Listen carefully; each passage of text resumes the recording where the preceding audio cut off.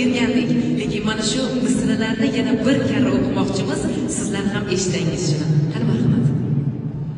O'zbekning bir xonadonida qadim san'at ochdi go'zal yuz.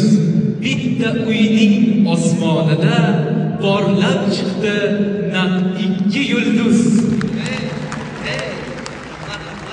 Bu lahzani intiq tunu kun kutganlar bor juda intizor. Bugun dilni shod etmoq uchun aka singil har doimgidek juft bo'lib xalqimizning xizmatiga tayyor. Rahmat. Assalomu alaykum azizlar. Assalomu alaykum. Hammaga kun muborak bo'lsin. Davlatimiz rahbari tashabbuslari bilan bo'lib o'tayotgan mana shu kechada ishtirok etib turganligimizdan juda ham xursandman. Ilohim yurtimizda yaxshi insonlar ko'paysin.